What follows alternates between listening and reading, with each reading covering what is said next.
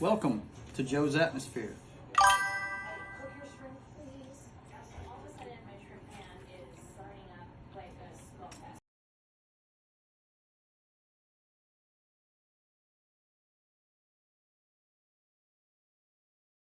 All right, go. In 5, 4, 3.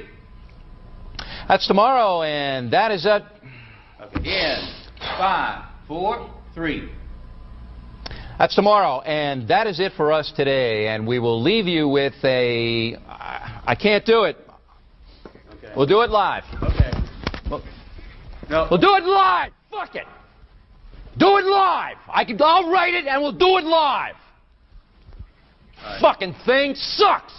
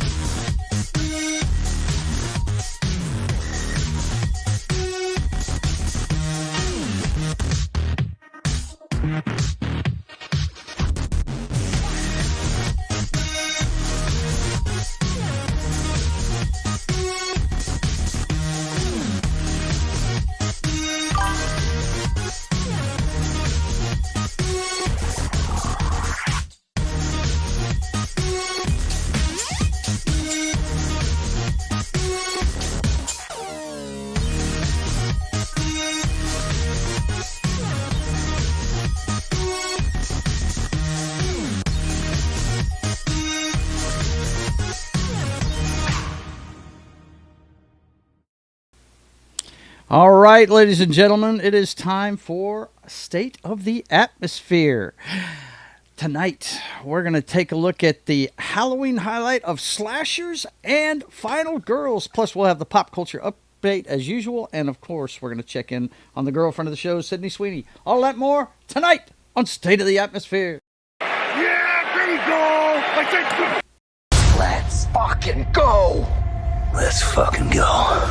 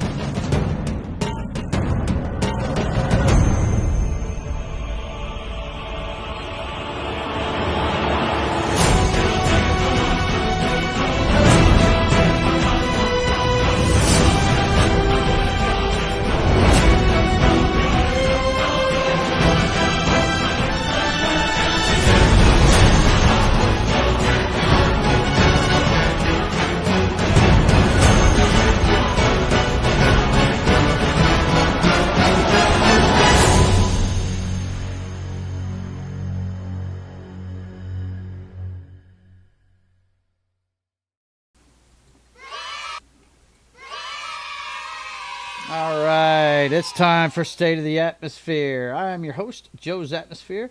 It's good to have you with us tonight. We got Knock in the house. How you doing, brother? Doing all right. All right, it's good to hear from you. And John is here as well. Yep. Yeah. Yep. I'm here.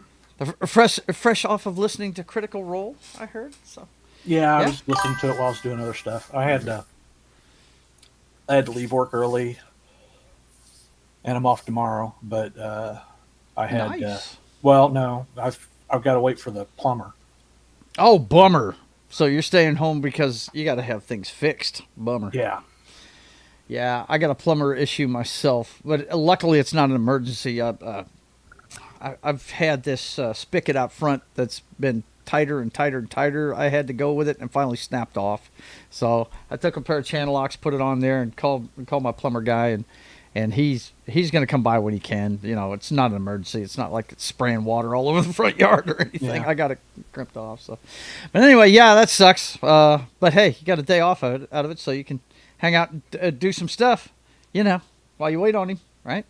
Anyway, it's good to see you guys. Let's see who's in the chat tonight. Of course, you know, we've got the hardest working mod in the business. He is here as usual. Yeah, and of course, we've got to introduce him like we always do. Womack. Why am I not surprised, you piece of shit? It's good to see you, Vince. He is here, and I'm sure he dropped his little comment that he always drops in here somewhere if I can find it. I can tell you what it is. This is Heidi Ho, all the nerds and nerdettes. And also Martin Acosta Santana is here. He says, greetings, all my excellent friends. It's good to see you. Keely Chow is in the chat. It's good to see you. The Royal Fox is here. I really hate the fact that these names are showing up differently. I'm going to have to research why people's names that they want to type in there aren't showing up. That's really weird. But the Royal Fox is here. You can tell by the avatar, that's her. Good to see you, young lady. I just said bye to her about 5 minutes ago. Let's see. Who else is here? Keely Chow can't control himself already. Calm down. We haven't even gotten into the show yet, bro. And of course, Martin says, hello, Joe. He wants me to say it like Droopy Dog. He wants me to talk like Droopy Dog. There you go. E. Clay Thomas is here as well. Boy, everybody's out here in force tonight. Wow, they must like slasher movies, hey? What you think, guys? Either that or they like the Final Girls, one of the two.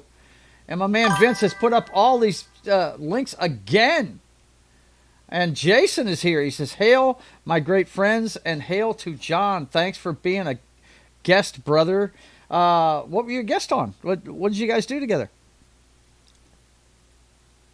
Sorry, I was muted because I was tight. It's okay. You failed because I heard all your typing. Yeah, we heard all your typing, so you failed at that, bro. Yeah. Go ahead. I thought I put myself on mute. Sorry. Yeah. But anyway, go ahead. No, Jason has a show, and he invited me on for Thursday night, so it was a good show. Aha. Okay. Very cool, man. Yeah, that's the EC3 show he does, or whatever they call it. Something 3. 3's the last number in it. I'm not sure. I think of EC3 because that's a wrestler I really liked. But Ethan Carter the Third. Yeah, Ethan Carter the Third for sure. Well, listen, guys, it's good to see all of you. Of course, we're going to start like we usually do with the pop culture update. So let's get to it. We got a lot to get to tonight. Let's fucking go. Let's fucking go. And of course, we're going to start with the box office tonight, like we always do. And I'm going to switch it up. I'm going to show the article from Hollywood Reporter first because, I mean, you know, we'll look at the top 5 and everything, but I do like the headlines they always put out. Box office, Black Phone 2 dials it in for Blumhouse with 27.3 million U.S. opening and 43 million globally. Elsewhere, Aziz Ansari's R-rated comedy, Good Fortune, starring Seth Rogen and Keanu Reeves, didn't find any gold, while holdover Tron Ares finally landed in bomb territory. Well, it landed in bomb territory. You butchered every single person's name on there. Anyway. Yes, I did. But that's what boomers do, man. That's what we do. We butcher all kinds of names. But anyway, for some reason, this thing went to the wrong friggin' week. Okay. I was going to say Minions. What the hell? Yeah, it's a link that I just go to automatically from like 2 years ago. But anyway, we got Black Phone 2 at the first spot, and it didn't make much. 27 million in its opening. Tron Ares 11 million, down 66%. Still in 4,000 theaters. Yeah, that's the crazy part right there. I mean, that's got to drop next week, right? Yeah. The 4,000. Yeah, it's got they got to take some of those down, man. You would have thought they would have after the first week. You know? Crazy. Yeah, it is. It's bad. 54 million so far gross for that one. Good Fortune, the one that we just talked about with Keanu Reeves and Seth Rogen, 6 million. And then one battle after another continues to die on the Vine. It's down to 3.8 million, and it's fourth week? Yep. And then Roofman, yeah, this one just ill-timed right there. I got a feeling that one's going to do better on streaming when it comes out because it is a true story, and I know the girls at least like Channing Tatum a lot. So, and I like Channing Tatum. I actually think he's an underrated actor, man. He's pretty good. If you ever seen Hail Caesar, his part in Hail Caesar is funny as hell, man. Have you guys ever seen Hail Caesars? It's a good movie. I want to say it might I know be my mom likes the one with him and Sandra Bullock. I can't remember what it's called. But Oh there's a my comic with gosh! them two in it. Hang on, we will find out, dude. Because it's not like he She made was watching 50 that for a million couple movies. weeks straight on the weekend. Let's see, Channing Tatum. Let's see, Channing Tatum. I don't even know how to spell his name half the time. Let's see. I think I'm getting that right, aren't I? Yeah, there we go. Okay, so we'll hit his filmography real quick and see which one it is. Like I said, Roofman hasn't done too well for him. Oh, wait a minute. You know, are you talking about the newest one with those two in it? It was pretty recent. It's a Prime movie. Yeah, I know exactly the one you're talking about. It's got Brad Pitt as a cameo character in it. Yeah, it reminded me of Romancing the Stone. Where is that thing?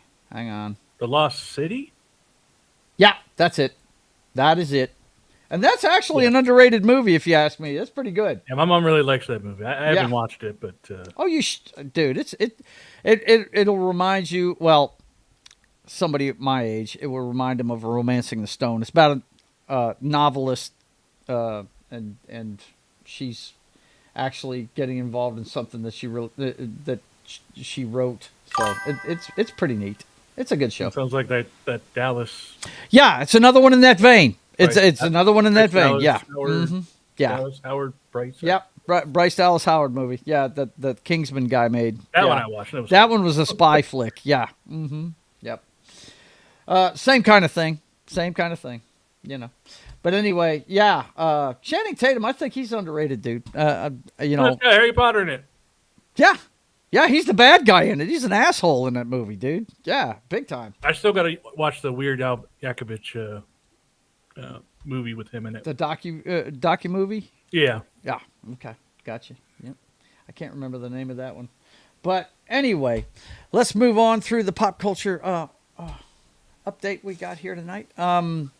Netflix inks major deal with Mattel and Hasbro for K-pop Demon Hunter toys, games, and products. Have you watched it yet? They're going to merchandise this thing. No, I haven't watched it yet. Why not? It's an hour and 20 minutes. Come on. I understand, but I've been doing the Halloween thing. I'm sorry, bro. Apparently, they're going going to to put out. October. Apparently, they're going to put out another version with different songs. Really? Well, I think a lot of people are wanting the 3-hour version, which had other songs. So I think that's what people are wanting. I don't know what you saw, John, so I'm not saying you're wrong or anything like that. I know what people are wanting. Mm-hmm. And I think the next thing might be a prequel one, but I don't know. But Netflix needs to not wait 4 years to put something out for this because, Yeah, it's been extremely productive for them, man. I mean, well, we chronicled its rise to dominance at the box office. That's for damn sure. And Netflix needs to do this more. Put something out in the theaters, first, and then put it on the streaming. I mean, for those sing-along theaters, it's up to the levels of like Frozen, man. That's how popular. Wow, dude, that's crazy. I tell you what, man. There's one out in the theaters now that I might have to go see. That it's going to be on Netflix in November, but Guillermo del Toro's Frankenstein's out now in the theaters. I did see that. I did think about going to see that. Yeah, it did look pretty good. I saw the trailer for that. Well, we were doing a show earlier on Pop Culture Minefield with a guy named Sam Irvin. He's a writer and director, but he's a big fan of the television movie Frankenstein: The True Story. He's written books on it and all this other stuff. And anyway, it was a great interview. We we didn't even show the slideshow. That's how much fun we were having talking to him. He had such great stories. Anyway, he was talking about he had seen it already. I didn't even know it was out in the theater. I thought it, I saw the November date. I figured it was dropping on Netflix and that was it. He said no. He saw it in IMAX the first time. He's watched it twice already. He said he went to an IMAX theater and saw it already. And he said the first time he saw it, there was so much to take in. He had to go see it again. Of course, Guillermo del Toro, he's known for painting great pictures. Every cell of one of his movies, you could probably hang on the wall as a piece of art. So, I'm actually thinking about going to see that one. Did I? Yeah, I meant the Romancing the Stone. What did I say? Talking about that other one. Yeah, Romancing the Stone. Okay. I missed that Stephen King box office juggernaut, The Long Walk, is in streaming already. Is it? Yeah. Well, that's not surprising. That looked like a silly premise to me anyway. It looked like Squid Game. That's what it looked like. We've seen that already. It's a pedestrian version of Speed. Right? If you slow down, you die. But anyway, yeah, they're it's nice to see something that's going to get merchandise that people are happy with or having fun with. You know what I mean? That's the question very cool. Is, can they take advantage of it? That's it. It looks like they're making moves to do that. Let's see. Because I believe the actual movie took like 8 years to make. Did it? Yeah. Wow. My 3-year-old nephew will come and say, K-pop. I want K-pop. Really? Wow. Mm-hmm. It's popular, dude. It's been around a while. It's been around a while. You got to give it a try, Joe.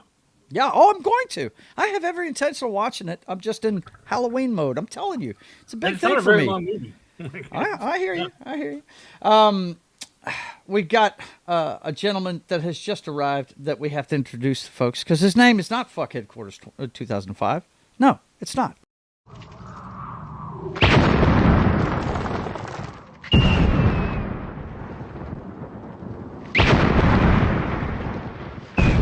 There are some who call me Tim. Tim says Romancing the Stone better than Romancing the Plunger. What the hell are you talking about, bro? What the heck? Because I say I'm staying with I have to stay home because of the. Is that what it is? Yeah. Okay, I got you. It's good to see you, Tim. Good to see you. Let's see. Is that the Antifa movie? Vince says no. No. That's that stupid piece of garbage that one battle after another. But yeah, I am gonna watch the K-pop movie, man. Believe that. I am not afraid of the musical. I am not afraid of it at all. This caught my eye when I was going through Hollywood Reporter today, and I figured we'd take a look at it. Why Disney shot down Adam Driver's Ben Solo Star Wars sequel. It is no more.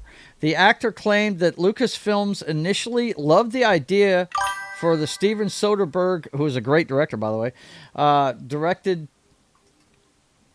sequel, which would have taken place after 2019's Rise of Skywalker. That would have been an interesting time to have a Ben Solo sequel, don't you think? Wait, wasn't he dead? Yeah, he was dead. Yeah. How can it be a sequel? Somehow he survived. Got it. Okay. Right. Yeah. Well, as crazy as that movie was, they could have just, made it up that he lived or something. What the hell? But yeah, he said that in an interview. Is that something that you guys would have been interested in seeing if they'd have gone ahead with that? I personally would have dug it because I think he was the best thing from the Disney friggin' trilogy was that character right there. I thought he was the best thing in it. I would have rather seen a prequel about him. You know what I mean? That's what I would have wanted to seen.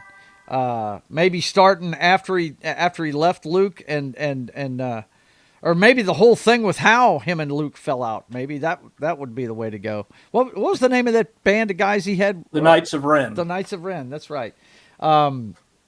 That I would have liked to have seen something about that. You wouldn't have liked that, Knock? You wouldn't have thought that would be cool? I don't want anything spawning from the sequel. That trilogy at all? There's no salvaging that. There's no salvaging that. Oh, man. I hear We you, need to man. nix that and start over. Yeah. Whiny Wren, pass. Vince says. And they need to do with new characters. We're done with Skywalker. It's over. Right. Gotcha. Yeah. I'm with you, man. I'm with you. Hopefully they'll do well with it. Hopefully. But you know, the last rumor we heard was that Rey was going to be in the Starfighter movie that Ryan Gosling's in. So, Yeah. that's scary. That's scary. Disney's not going to give it up that easy, buddy. I don't think they're going to give it up that easy. Okay, John wanted to talk about this, a little video game news. There's a game that dropped today by Ad Hoc Studios, and it's called Dispatch. It's apparently on PlayStation and Steam, and it's only $30. What do we got here, John? What's this all about? It's a episodic, like the Telltale games were, where they they have chapters. Right. It's that it's like the story where you make your choices and stuff, and they affect the whole story. Basically, it's a group of misfit superheroes that have to basically get their crap together to deal with the stuff going on in the city to save the city. All right. Sounds cool. like You know, the Telltale games, you know, I'm a big fan of Quantic Dream Studios. Yeah. They make a movie type games like that. But yeah, this looks pretty cool, man. I might have to check it out. I know I need to get the Walking Dead ones that you played recently on your gaming show. I do want to check those out too, because I didn't really get a chance to watch much of that. I just found this today. Yeah? It just came out today, and I just found out about it. I initially thought it was just from the artwork that it was a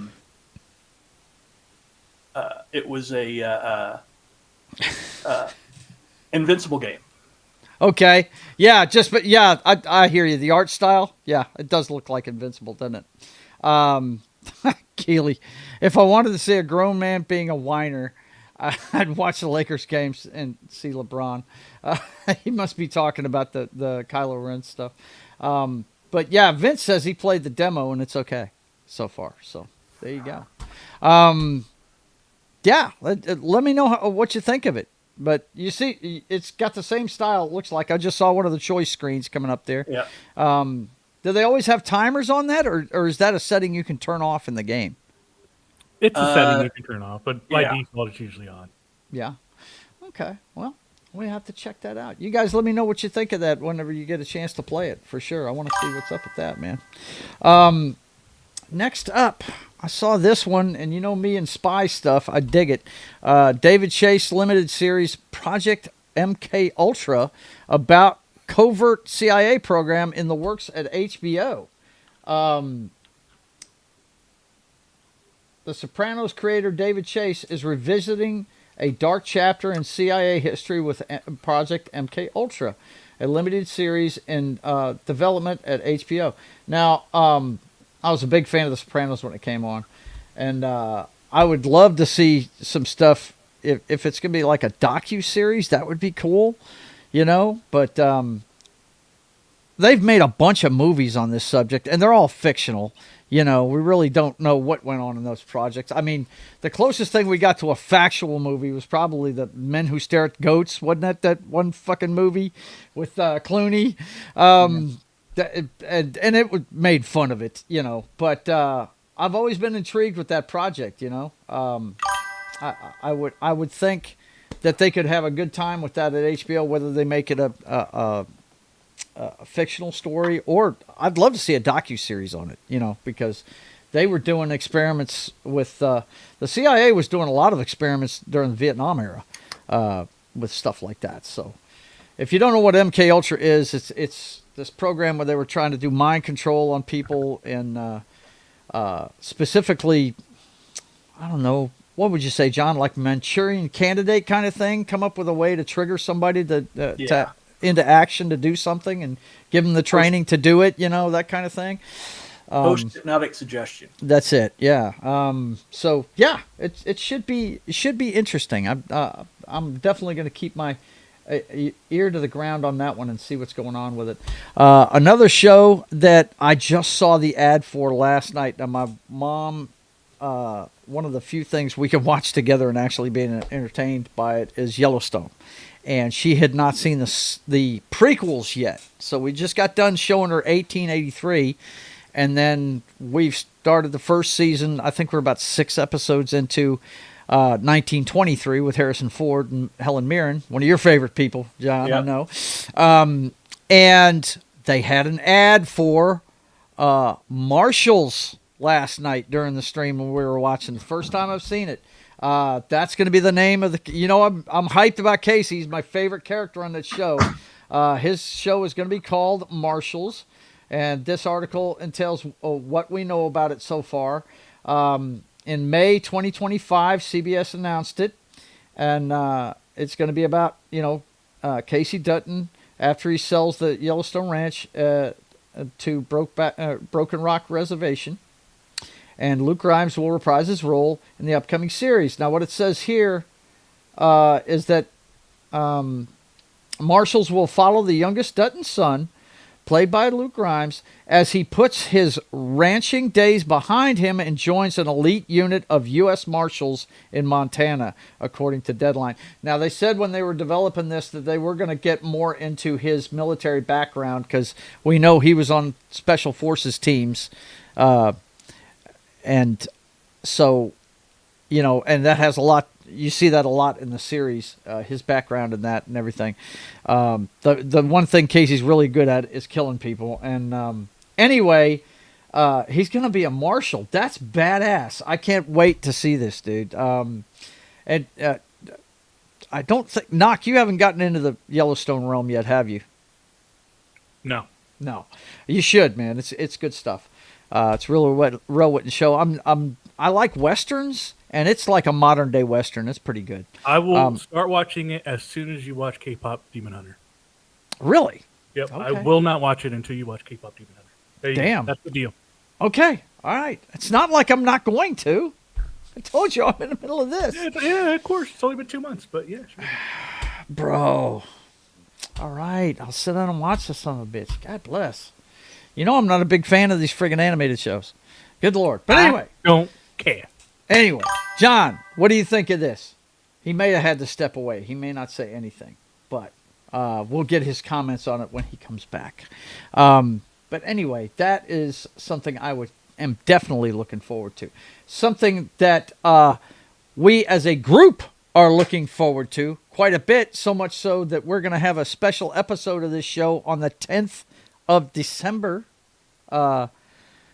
Fallout's Ella Purnell teases Lucy and the Ghouls' buddy road trip in season 2.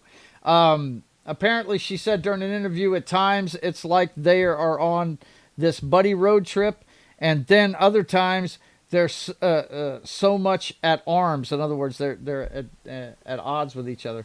So okie dokie. This should be fun, man. I can't wait to see this show because I loved the first. I've never played that game.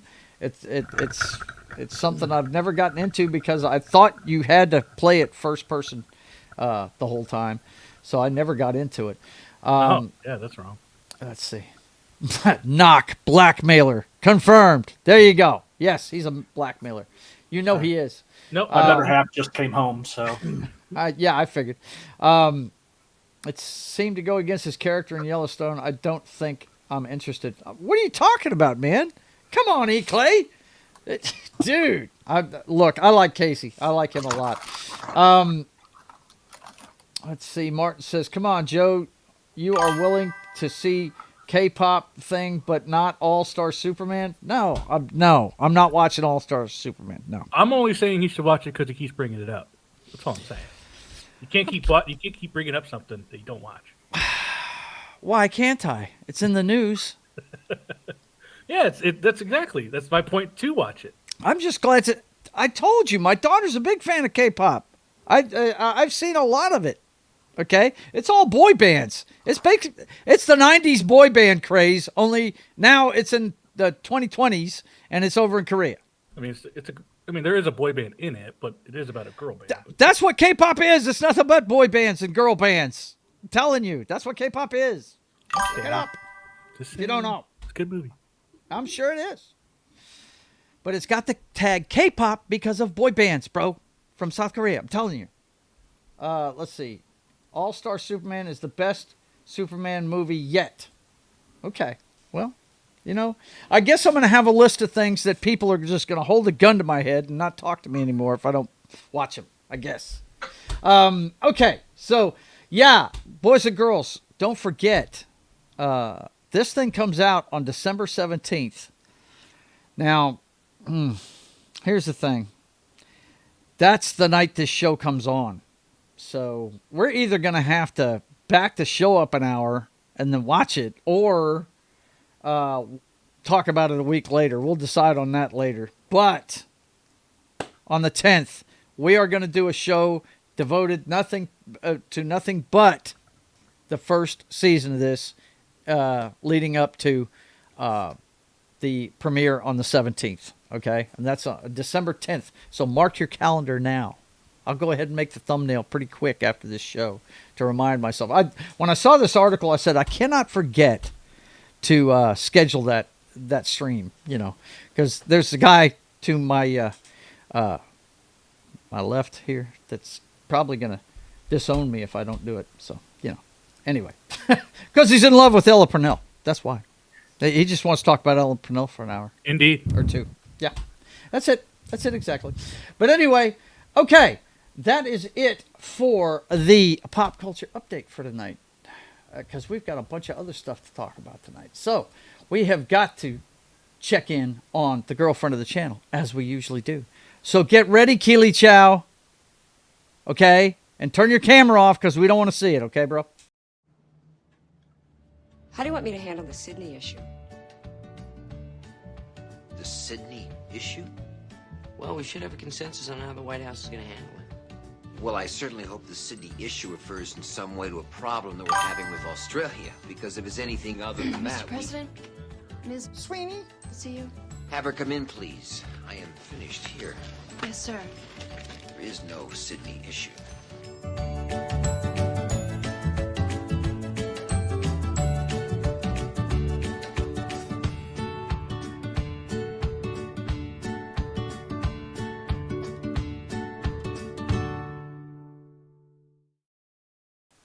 That's right. It's time to check out Sid's. Sid's, as Martin calls her. Vincent, get your ducks in a row. Oh, my God. It's the young Hillary Clinton moment of the day, E. Clay Thomas says. That's just wrong, E. Clay. It is wrong, man. That messed me up last week. But it's only from certain angles, because if you look at it from the profile, that girl's face looks like it's smushed in. It does. God almighty. Oh my gosh, guys. You're going to get me thrown off of YouTube. Okay, let's see. What's Keely Chow saying? If I had a time machine, I would do Hillary Clinton when she was young. What? Oh, you're out of your mind. Now look, we've got to find him a 12-step program, guys. Really. He's gone overboard now. That's ridiculous. Sydney Sweeney running all her business decisions by Scooter Braun. Acts like his word is gospel. Now, I don't know if this is going to be quite accurate, so take it with a grain of salt, folks, because they don't give the source. They just say insider says. Scooter made her a lot of promises about what he can help her achieve with her career, and she's extremely ambitious, so of course that got her attention. Yeah. Okay. Well, I would say this. You just keep doing what you're doing, chick, and you'll be fine. I mean, come on. You don't need this guy to tell you what to do. That's for sure. She don't need no man. She don't need no man. She a strong, independent woman. Yep. She don't need no man. Seriously, who dates a guy named Scooter? Right? Come on, Sids. Aim high. Aim within your own age range, at least. That guy's in his 40s. Yikes. The reviews are coming in on her movie because it's pretty quick. It's going to be coming out here pretty fast. Sydney Sweeney's boxing biopic, Christie, is trashed by critics. Brian Viner's review reveals whether she's the victim of a lefty backlash or her performance is really on the ropes. But then you've got this one here that says Sydney Sweeney stars as Christie, a powerful biopic about boxing legend Christy Martin. So it's back and forth. Some people like it, some people hate it. So it may have a lot to do with her politics. You just don't know. Sydney Sweeney marries a corsetry with lace detailing in custom McQueen for Christie's London Film Festival screening. Now this is just stuff from her Instagram stuff this week. Sydney Sweeney's Academy Museum gala dress had a massive boob cutout. Uh-oh. What is that all about? Well, it's all about her Instagram. These are the pictures from the film festival in London. And looks like she took some pictures with some folks. Quick trips to London are always a success. First time at British Film Institute. Catch up with my little bro. Oh, that must be her little brother. And share Christie movie with all of you. So there you go. She premiered it there. And yeah, there you go. Is that Ben Foster? That looks like Ben Foster. I like Ben Foster, by the way. He's good. So there you go. That's that one. And then this one here is from the Academy Museum. She was there. Look at that. I love that wall back there with all those actors on it. That's pretty cool. Wow, black and white, huh? Nice. The girl is a babe. She can't help herself. Yep. There you go. You've gotten your dose of Sydney for this week, guys. There it is. Oh my God, Keely Chow. Come on, man. She looked like a cave woman when Hillary was younger. Shut up. You guys stop with the Hillary stuff. Okay, boys and girls, if I can get through all the rows of ducks that Keely Chow has left us in the wake of, we're going to get to tonight's main thing, and that is the slasher movies. That we cannot have Halloween month without the slasher movies. Now, John wants to tell us a little bit of the history of slasher movies, but I promised, so he didn't get stepped on, I would let us know, because he doesn't watch slasher movies anyway. So I'm going to go ahead and let him first reveal what his favorite slasher movie is. Tell me what it is, man. And then he's not there. He's muted. He's out of the room. I put it in the private chat. Oh, did you? Okay. So you could just click on it. Make it okay. easier. That'll cool. That's cool, man. That's cool. The only problem is when I click on it, it goes in one browser, and I have to put it in another browser. Oh. Bummer. Okay, first world problems. Yeah, first world problems. But that's the beauty of live TV. That is the beauty of live TV. No, I was trying to make you do less work, but... yeah, now you're making me work more. All you had to do is tell me, and I found it in 2 seconds. Okay, yeah. Well, that's a good pick, bro. That I wasn't even going to talk about that one, but then again, this is one that you would know better than me because, like I said, I haven't seen much since the turn of the century, and I've never seen this movie. Yes, Mom.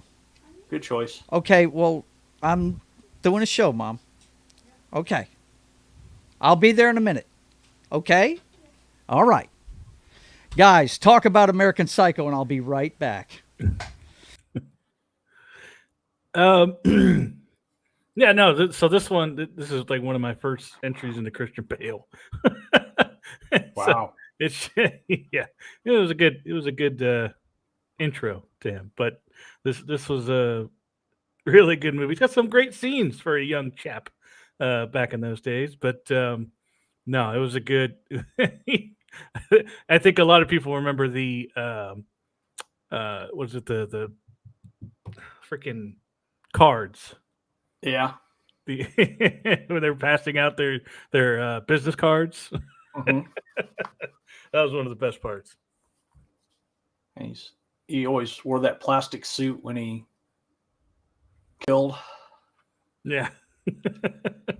I'm hitting all the wrong buttons trying to get back in this chair. I know what you're doing. Yeah, I've never seen this one. I've seen all the memes from it and stuff, but I mean, if you want one from me to be on your Halloween list, this would probably be it. There you go, man. I will check it out for sure. He looks like he had a good time making it. That's for sure. And I've seen that that part right there where he's dancing. I've seen that so many times. It's not even funny, man. It's ridiculous. Yes, that one and that look he had in one of the scenes where he's talking when they're talking about the business cards. Yeah. Yeah, right. I've seen that meme over and over again. It's ridiculous, man. It's ridiculous. Yeah, I will definitely have to check that one out. I'm sorry about that, guys. Okay. Mom thought she needed me, but she really didn't. She wanted me to dial a phone number on the phone. I was like, no, we can do that later. That's not an emergency. But anyway, John, the history of slasher movies. Well, talk to me about it. Most people will start with Psycho. Yeah. And Psycho is considered what they call a proto-slasher. Mm-hmm. It doesn't have all the pieces of a slasher movie because, there's certain things that has to happen. There has to be a body count. Mm-hmm. Psycho really doesn't have that big of a body count. There has to be, gruesome deaths, that sort of thing. Mm-hmm. There's another movie that came out around the same time called Peeping Tom. Mm-hmm. That is also considered the early proto slasher. But I wanted to take it back further. Okay. To 1932. Okay. There's a movie called 13 Women. 13 Women. Okay. It's about a sorority. Okay.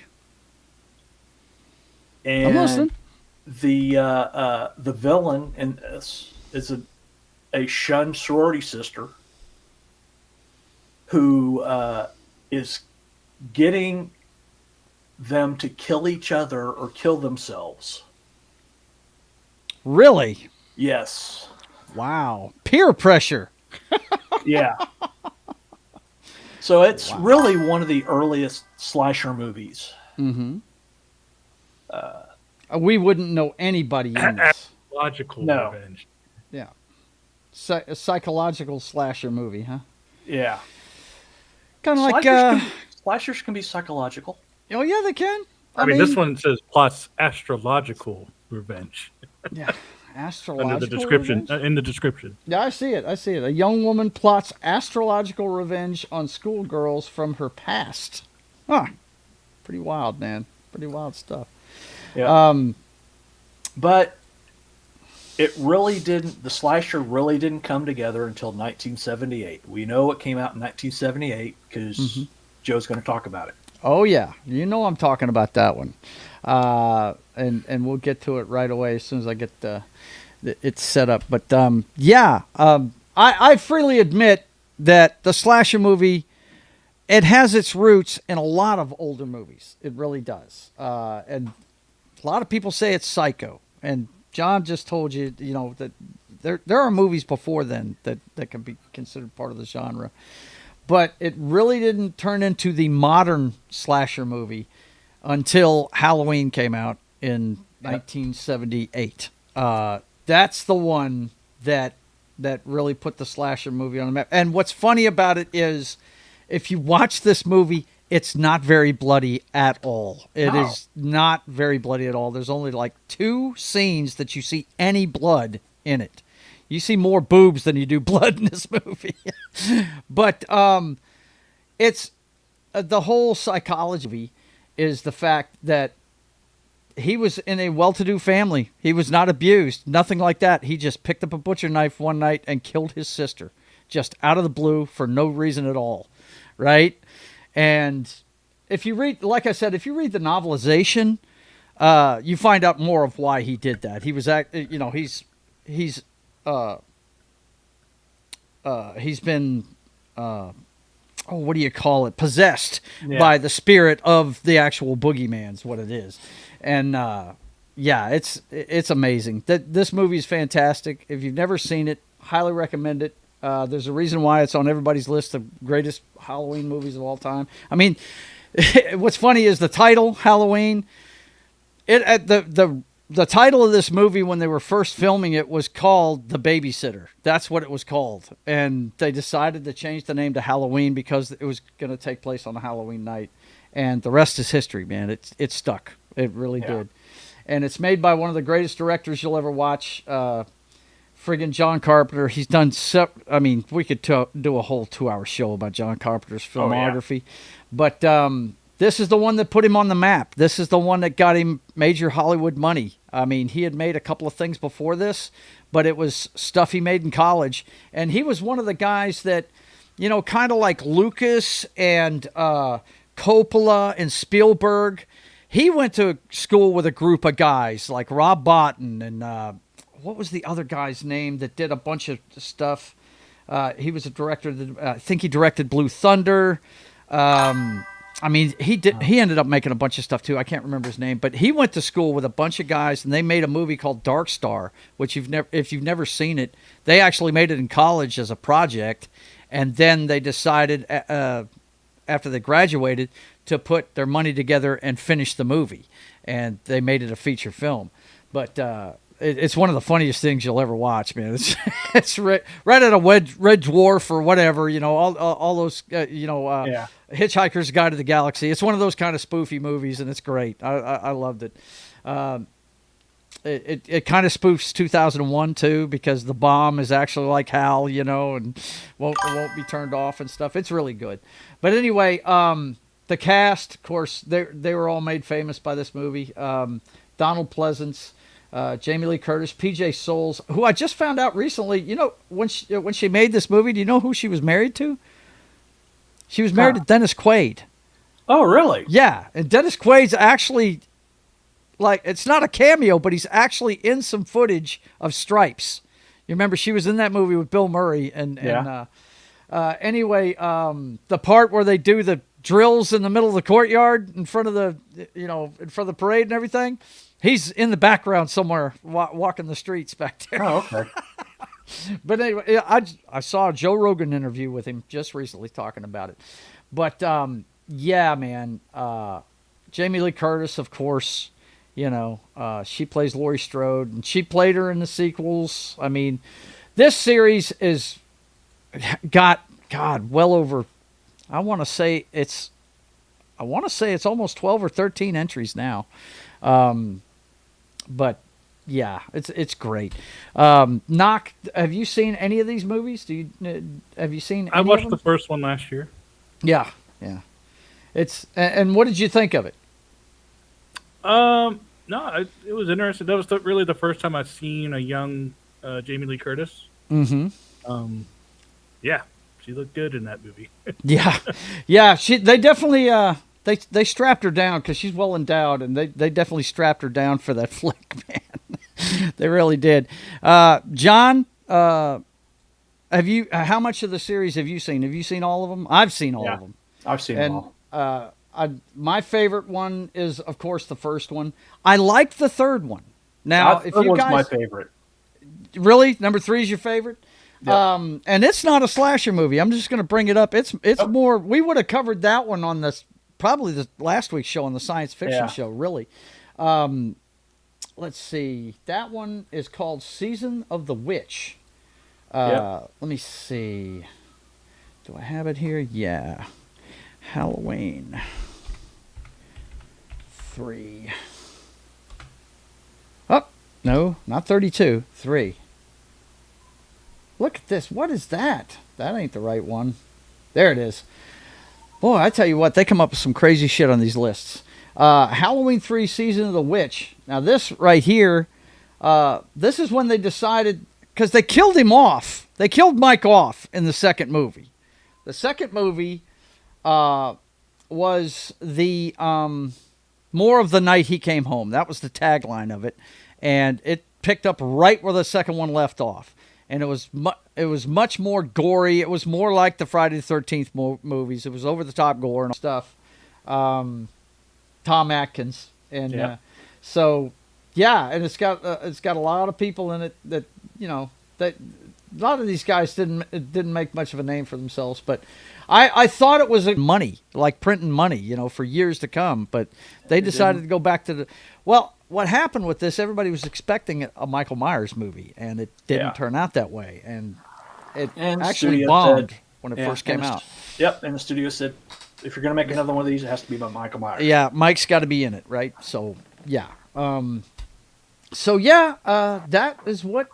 That is Halloween. Now, in 1978, they really had... the only other movie that had come out before then that was of this type was probably, I would say, of course, Psycho, but Texas Chainsaw Massacre. I think that's one with Leatherface. He's another of the... Yeah. That was 76, I think, wasn't it? This before that, buddy. Before was that. Let me find it real quick. I thought I had it up already. But that's okay. I'll just search for it here. I think it's 73. I think it's 1973 that movie came out. Texas Chainsaw... 74. 74. Okay. Yep, 1974. I knew it was before. It was well before Halloween. That's for sure. Now this movie is unnerving. If you've never seen this movie, it's not for the meek. And really, once again, there's blood in it, but it's the idea of some of the stuff this guy does. There's a scene. The scene I never forget from this is when he takes the girl and puts her on a hanging meat hook, and she is screaming her brains out. While he's getting ready to chop some people up and shit. I'm like, wow, this is just crazy. And they actually have a show on Netflix right now about the guy that actually was the inspiration for Norman Bates in Psycho. And this guy. How do you pronounce his last name? Ed Gein. Ed Gaines, yeah. They have a Netflix series that, from what I hear, is pretty scary. And it's about him. He's a real guy that lived, and he was the inspiration for both of these characters. This one right here, man, this is not for the meek. Have either one of you seen this one? I know John's seen it, but have you seen it, Knock? No. No, yeah. This one's... Whew. Yeah, yeah, that's the girl hanging on the meat hook. I'm like, oh, Jesus, man. Wow. Unbelievable. But yeah, Leatherface. Oof. Now, one of the best final girls out there, and I don't have her picture pulled up because I don't really consider her a final girl because I haven't seen this movie, but they've made this Texas Chainsaw Massacre a couple of times, but Jessica Biel is in the second one, right? I think Matthew McConaughey's in one of these too, if I remember correctly. I think he's in the second one. Before anybody knew who he was. I mean, they remade him in the 90s, I think it was, something like that. But yeah, Leatherface, one of the scarier guys. He's on my Mount Rushmore of slashers. Of course, Michael Myers #1 in my book. But yeah, John, what do you got for me in this genre? Well, I've got a lot. Yeah, I'm sure you do. I don't have a lot. I've got maybe 10. Okay. All right. Well, go for it, man. Well, from the same year, let's talk about where the final girl came from. Okay. There's a movie called Black Christmas. Yes. And that's where the concept of the final girl really came from. And that's what Halloween basically copied. Right. Was that's what the last piece of the slasher puzzle that got put together to make Halloween. Right. And there she is. The alternate title, Silent Night, Evil Night. Yep. Silent Night, Evil Night. Yep. Black Christmas. But Scream parodies this with the phone call. Yep. But yeah, this is just early proto slasher that and Margot Kidder's in it. Margot Kidder, yeah. Wow. John Saxon. Boy, John Saxon has been in a few of these. Yeah. Yep. Let's see who else is here that I know. Doug McGrath, I've seen in a bunch of stuff. And Keir Dullett, I've seen him in a few things too. I don't know that I've ever seen The Girl Again anywhere. No, I don't think I have either. Yeah, but I do.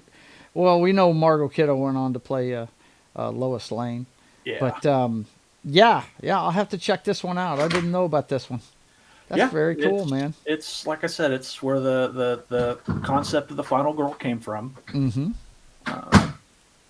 The whole. You've got that one that it's not stupid. No, and managed to survive. Well, in Scream they lay out the rules of the horror movie, and to be a final girl, you have to be a virgin. Yep. Right. You have to be morally correct and everything. That's how you build your armor for that stuff, right? Yeah. But that one I'll have to check out, man. I hadn't heard of that one before. Knock, do you have any more in this genre that you want to talk about? Yeah, several. Okay, go, man. What you got? So this one, while you're looking it up, I got a little bit of a story with it. Okay. Not a long one, but Serial Mom. Oh my gosh, Serial Mom. Is this a comedy or an actual slasher movie? It's a comedy crime/crime. So the reason I've seen this movie is because now, when I was growing up, we had VHS, and we had a lot of movies that were double recorded on a cassette. And one of the movies that I like to watch a lot was Stop or My Mom Will Shoot. But the other movie, now I had to fast forward through this movie to get to that movie. So Serial Mom, I've seen a couple times, but it's about a mom who does some things. Mm-hmm. Well, So Kathleen Turner, I can tell you this: at one time was the hottest chick in Hollywood. She was in a movie called what was it called? Something Heat. I can't remember. Was it Body Heat? Your Body Heat. Yep. Body Heat. Oh my God. Yeah. Her and was it William or John Hurt? William Hurt, right? Yeah, I think it was William. Yeah. Wow, dude. She was little young Matthew Lillard. Yeah, Matthew Lillard. When he was a youngster. Sam Waterston's always been one of my favorites, man. He's in of course you know him from Law and Order, but my favorite thing he's ever done is Capricorn 1. He's the jokester astronaut in that one. Ricky Lake, the darling of the 90s. Yes, Ricky Lake. She was in a bunch of stuff. Yeah, absolutely. I just remember her show. Yep, for sure. What a Hollywood name, Mink Stole. Mink Stole. Yeah. That's crazy, man. Wanted. I love it. Yeah. That's probably pretty funny, man. That's cool. Matthew Lillard, look at his ass. Crazy motherfucker. Okay, I'll have to check that one out, man. That's pretty cool. Okay. The next series, and I like talking about the Final Girls more than anything. That I want to bring up is. Oh, is that the other? I have more slashers. I didn't know we were completely done with them. We're not done with slashers. No. Oh, okay. I'm just saying the ones that I'm bringing up. They are franchises. They've been going for decades, I'm sorry. You man. said series, not different genre. Yeah, exactly. Yeah, these are what we call movie franchises. As a matter of fact, my next two actually had a crossover film at one point. Yeah, we've got The Nightmare on Elm Street, boys and girls, from 1984. Now, this is the one, and there's John Saxon again in a horror movie. This movie, the thing I always remember in this movie is, of course, the scene in the bathtub, which I just alluded to there. But the way Johnny Depp goes out in this movie is just, wow, that's wild. Just drug into the bed and then spewed all over the ceiling. It's ridiculous. Anime level blood. Yes, big time. It's ridiculous. Anyway, that was it. That was him getting sucked down into the bed right there. But the whole point of this series was you can't go to sleep because Freddy's going to get you, right? Freddy. And this one here was another. I don't think she's probably the bottom of the final girl threshold. Really, I would say. Her name is Heather Langenkamp. This series was pretty good. Of course, the original is always. Some people are the purists are always gonna say that the original is the best. My favorite one was The New Nightmare. I love The New Nightmare. because it was meta, right? It was a movie that was purposefully meta, and I thought the whole idea was great. And what they had was they had the actors from the original film in it, and they were saying that people didn't believe in Freddy anymore because they had made so many jokes about him and nobody was scared of him anymore. And this was a bad thing, and the spirit was coming back to life, and he started killing real people in the real world, and it was pretty wild shit, man. It was a good movie. That one, and John, I know what you're going to say is your favorite one. Go ahead, say it. Nightmare on Elm Street 3, The Dream Warriors. Dream Warriors, yeah. I was going to say that would be number 3 on my list is Dream Warriors. But yeah, Dream Warriors is fantastic. That one took place in a psycho ward for teenagers. Yep. And these people had wild imaginations, and they were going to war with Freddy, man. They believed in this shit, and they were going to war with him. It was really, really cool.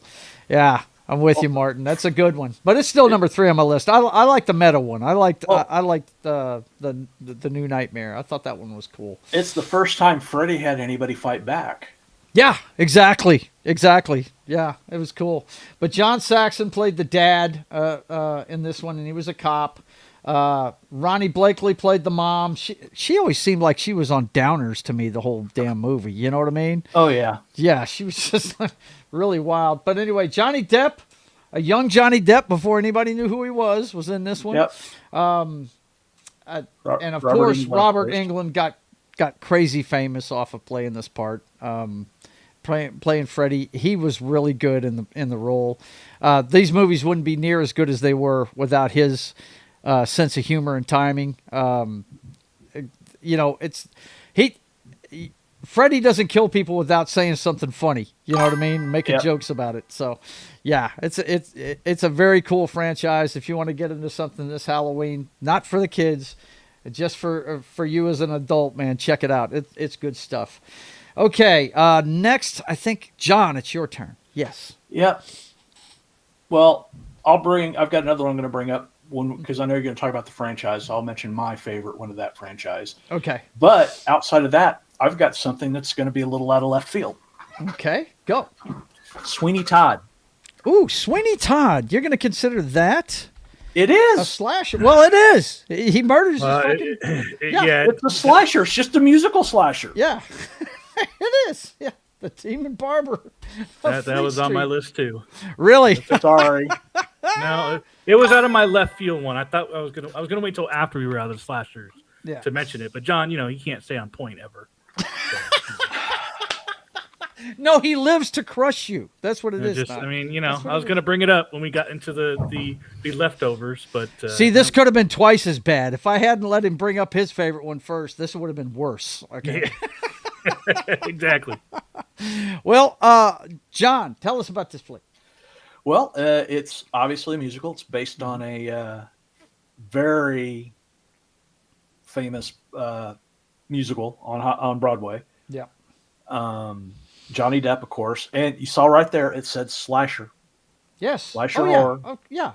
The legendary tale of barber who returns from wrongful imprisonment in the 1840s London, bent on revenge for the rape and death of his wife, and resumes his trade while forming a sinister partnership with his fellow tenant, Mrs. Lovett. I mean, look at the cast. Yeah, I know. It's Tim Burton, first of all. The guy does great stuff. He really does. I'm a fan. Alan Rickman.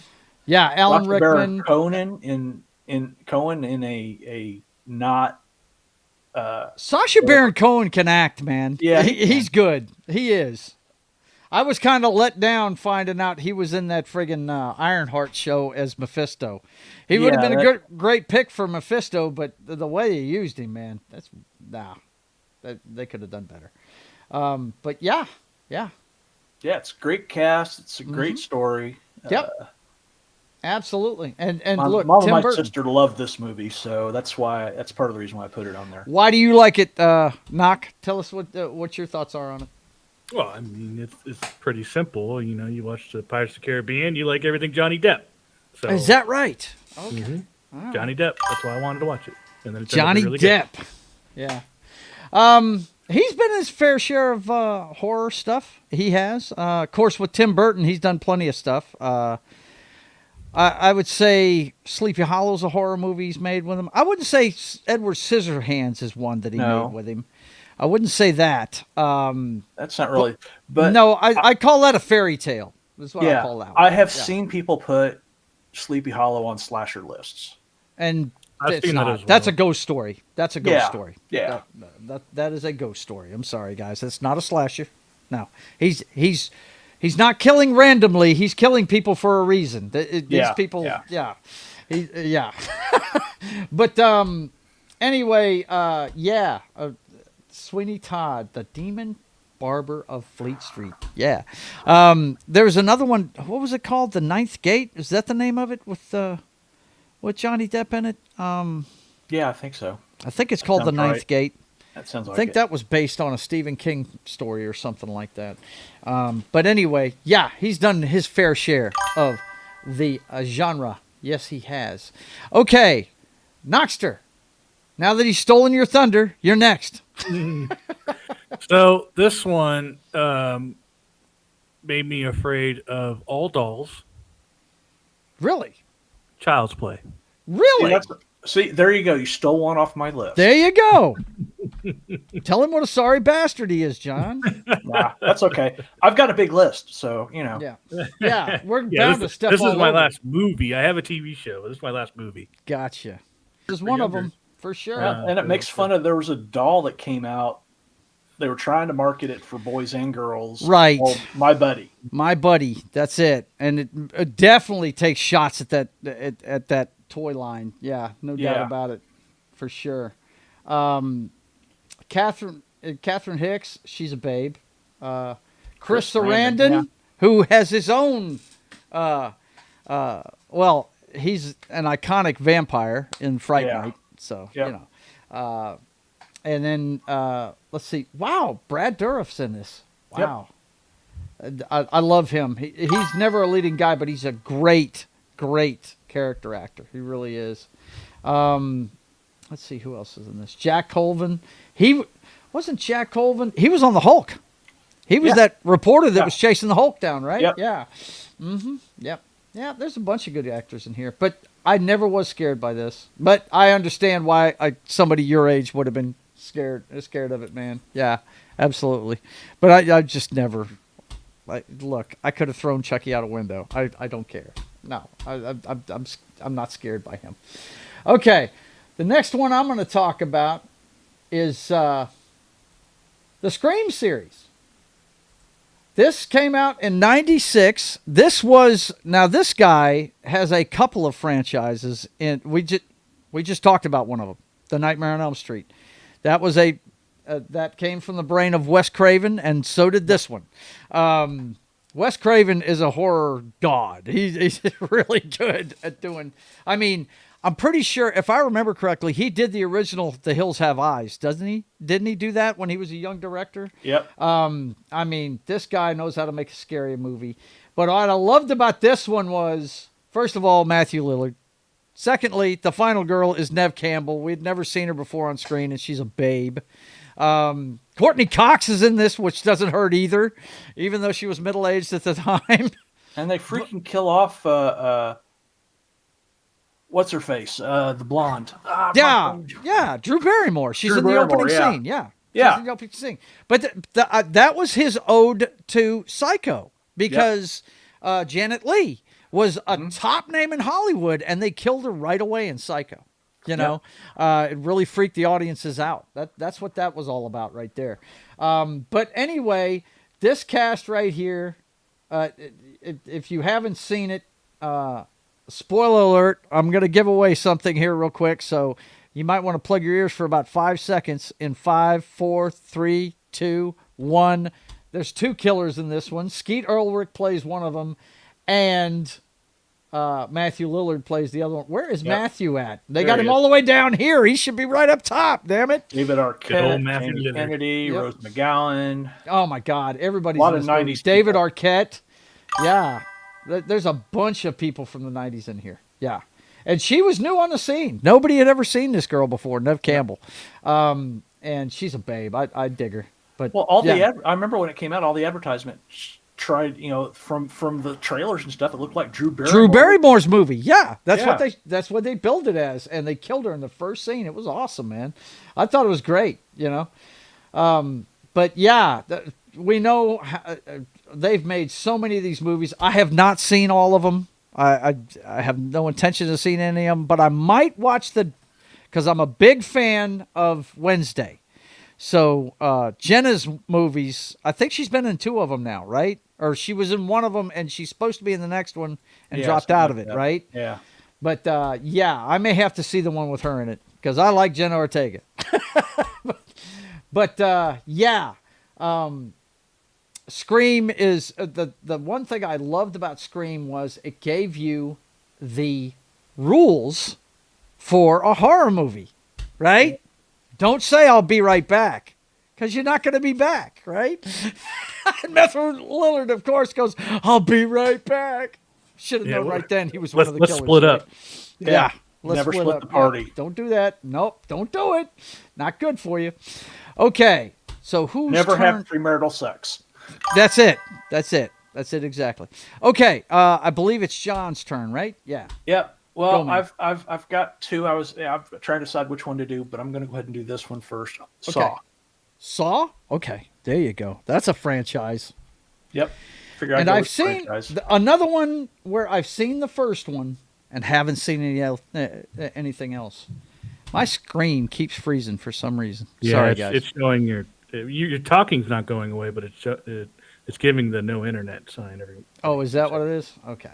Yeah. It's next to your microphone. It's probably because I got too many things with opened up. Too many IMDb's going. Yeah, too many going. IMDb's going at once. But anyway, Saw from 2004, unique movie. Yes. Unique movie. They've made 10 of these now. 11. 11.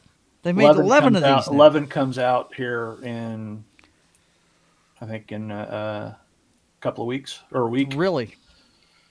Let me see. I know it's supposed to come out this month. Mm-hmm. Maybe not. Maybe it was. Oh, XI. But man, Saw 11. Oh wait, it looks like it may have gotten shelved. Well, the premise: 2 men awaken to find themselves on the opposite sides of a dead body, each with specific instructions to kill the other, escape or face the consequences. These 2 are the latest contestants in Jigsaw's games. Jigsaw is the bad guy in this, and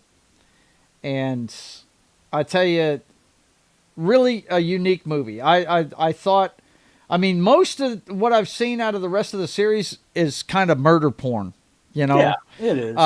But I got to tell you, this first one is something else.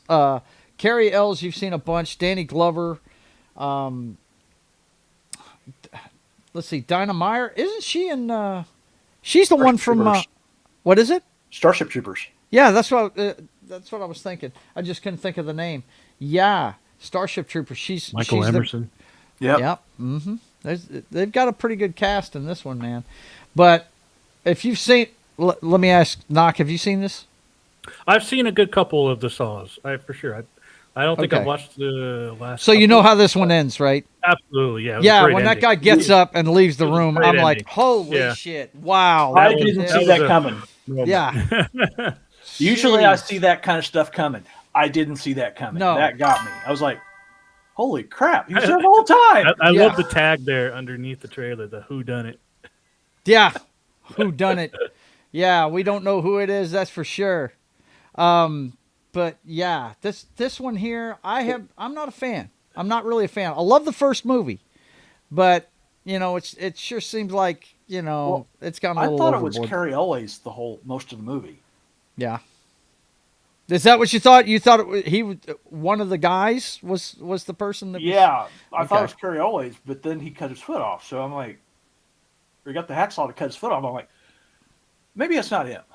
Vincent has a very good question. Does Dinah Meyer count as a final girl since she survives Well, no, the because first there's movie? final guys too. Yeah. Well, there you go. There's more than one person that survives. Yeah. But these slasher movies, they're known for their final girls. I'm sorry. They are. And did they really survive? They may have survived living, but they are they're so screwed mentally, right? For the rest of their lives from the shit he's put them through. And just the sheer inventiveness of the traps that he sets up, right, is ridiculous. Well, I mean, from the other movies, the lore is that he tries to make people value their life more than anything. The people he's picking are people that don't value their life. Yeah. And other people. So his whole thing is that when you come out, if you come out on the other side of it, you're just going to appreciate the air, the grass, that you're living. Just every moment from then on, you're just going to not take for granted. That's his goal. Never mind the fact you get PTSD so bad you can't even go outside. Well, he's not a doctor. He's like Thanos, right? It's a twisted logic. Right. Okay. So, Knock, what's your next one? So I don't have any more slasher movies, but we talked about Ella Purnell earlier. Yes. And if you haven't seen it, I highly, highly recommend it. Sweet Pea. Sweet Pea. Yep. The letter P or P as in PEA. Okay, gotcha. Sweet Pea. One word. 2023. It's a TV series that I think is still going on. A young family that no, that's not it. That's not it. That's not it. Okay. It's a TV show. Okay. One word. Hang on. Let's hit it again and see. Oh, it's all one word? Yeah. Okay. Gotcha. There you go. There you go. There she is. Sweet Pea. Read the description. Okay, sure thing. The girl everyone overlooks might just be able to get away with murder. Yep. Now, how can you overlook this chick? How is that possible? Oh my God. Oh my God, really? Oh. Yep. Oh. It's one of those getting back at society for not looking me things. Oh, Pretty no. Pretty much, yeah. She does wow. First season's only 6 episodes. And I think there'll be more seasons, but I don't know when the second season's coming out. But in the meantime, until we get Fallout Season 2, right, this is a good holdover show, and it is a bit of a slasher. It's a bit of a slasher. Sounds like it, man. Okay, all right. Well, of which streaming service is it on? Stars? Okay, all right. Well, we'll have to check that out. Hang on, let me make sure. No, that's the watch list. I think, that's the only thing that is available on Stars. Okay. Cool, man. Sweet Pea. I think you've mentioned that before on this show, dude. Yes. Yeah. Okay. First came up. All right. Hang on. You've got to get your other. I've got to get. Franchise. Yeah, I got to get. Yeah, there's a couple more. There's a couple more. Actually, the major franchise I'll do first, and that is Friday the 13th, boys and girls. Friday the 13th. This stuff has been going on since 1980. Now, I got to tell you, the first time I saw Friday the 13th, a buddy of mine was spending the night, and we were a couple of years into having HBO, and we saw it was on HBO. I think this is probably 81. Whenever this happened, I was a freshman in high school, maybe a sophomore. Yeah, 81. I was a sophomore, and he was over that night, and we decided to watch it. We laughed our asses off. This movie was not scary to me at all. Of course, I was watching it in my living room. Okay, so I wasn't in a darkened theater, but Kevin Bacon was in this flick and got his start by having hit I think it was an arrow shoved through his throat. I think is how they got him in this movie. But a group of teenage camp counselors attempt to reopen an abandoned summer camp with a tragic past, but they are stalked by a mysterious, relentless killer. Now, here's a trivia question, boys and girls, that a lot of people get wrong. Who was the killer in the first Friday the 13th movie? You want me to spoil it? Oh, not yet. We'll see what they say in the chat real quick. See if anybody gets it over there. But yeah, that's a trivia question that a lot of people get wrong. I've seen people on Jeopardy get this wrong. Okay, so but yeah, there you go. Vince has got it right there. The mom. Yep. Yeah, it's Mrs. Voorhees. She's the one that does the killing in the first one. In fact, Jason doesn't show up in the movie until the very end. Till the final fever dream ending is whenever he shows up. Yeah, and he's a skinny little zombie of a kid that jumps out of the water and grabs the chick in the boat. But boy, does he have a presence in the rest of the movies, right? Oh yeah. But anyway, Betsy Palmer plays Mrs. Voorhees. Adrienne King, who I never saw in anything else, was the final girl in this one. You see Kevin Bacon down there. He's probably the best known one out of this bunch because nobody in the Friday the 13th movies really goes on to anything big. No, I mean, they really don't. But Kevin, like I said, was in it. He was a young actor at the time. So you can put this in the pantheon of the 6 degrees of Kevin Bacon game you want to play. He's in this one. But the series, oh my God, it's gone off the chain. When I first put this out on Twitter, my good man down there, John, of course, put the picture of him from 10, Jason X, the one where he goes to space. That's my favorite. Yeah, I'm sure. I love that movie. Jason X, where he goes to space. I'd already given up on it at that point. I think the funniest one I ever saw was the 3D one, and I did go see it in the theater. My God, what was it? An arrow they shot through the back of somebody's head, and the eyeball came out and everything. Oh my God! What's up? What are you doing? He came in to get something. But anyway, yeah, look, if you just want to have a good laugh at some grisly killings, because they are funny. They are funny. This shit will make you laugh if you got a dark sense of humor. Jason X has the hottest final girl. Well, let's check this out real quick. Let's see. Bring up Jason X. Hang on. He's also got the coolest Jason mask. Yeah, my God, it's completely metal. If they don't have a picture of it, I'll pull up that GIF that you you sent me. Let's see, Jason X. Oh my God, this movie here, dude, unbelievable. Jason goes to space. Check him out, Jason X. Was this the 10th movie? Yes. Jason Voorhees is cryogenically frozen at the beginning of the 21st century and is discovered in the 25th century and taken to space. He gets thawed and begins stalking and killing the crew of a spaceship that's transporting him. Oh, okay, so it's Alien with Jason as the xenomorph. Yeah, nice. But the whole point of them keeping him is because he's immortal, and they're trying to figure out his immortality. Right. That's the whole thing, and he's freaking a monster in this. Yeah, yeah. The face. Look at the damn mask, dude. That's crazy. That's crazy. He's got armor on too. Yeah, I see that. Crazy. Let's see what we got here. Who's in this one? Who went on to fame and fortune? Well, David Cronenberg makes a cameo in this? Yep.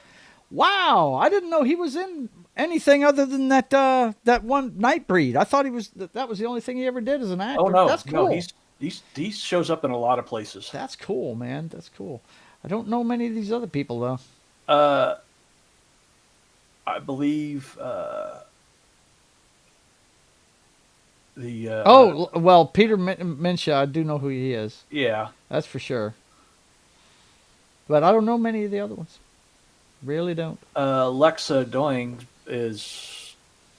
What was she in? She was in one of the staples. Let's see, man. Let's see. She is known for Andromeda. Yeah. Okay. Arrangement, Continuum.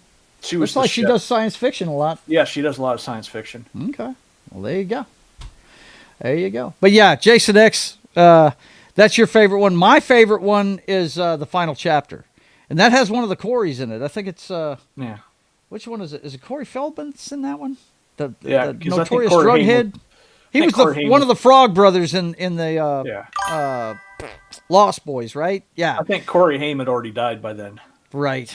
But Corey, at the end of that one, he made himself look like a young Jason to throw him off his game. That was pretty cool. I thought that one was pretty cool. I think the worst one's Jason Takes Manhattan. Yeah, come on, man. Come on. They go a little crazy. They go a little crazy. They really do. Let's see. Saturday the 14th was better. That is a funny movie. That is funny. Hang on, let me pull that up real quick. It's funny you mentioned that because they made a lot of horror comedies. Yeah. Of course, we all know about the Scary Movie franchise, but this was before that.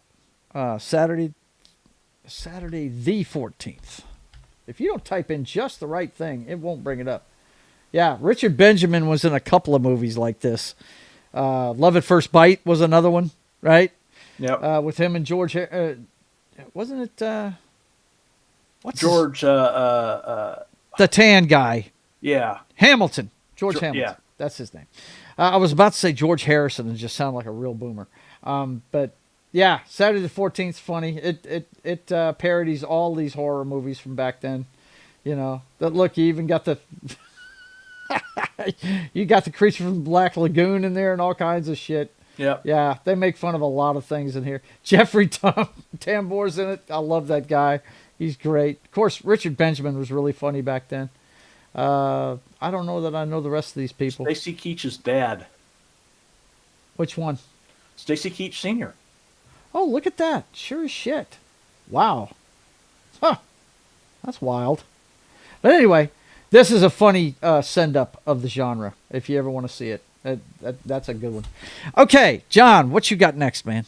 Well, just like Beetlejuice, you never mentioned his name 3 times in the mirror. Oh, don't say a word. I'm going to punch it up because that's a great one. That's my boy. That's Clive Barker. I love Clive Barker. That's another director that needs to be on the horror Mount Rushmore. Candyman, boys and girls, is what he's talking about. Yeah, Candyman. And this, I guess you could call this one a franchise. They made a few of them. Yeah.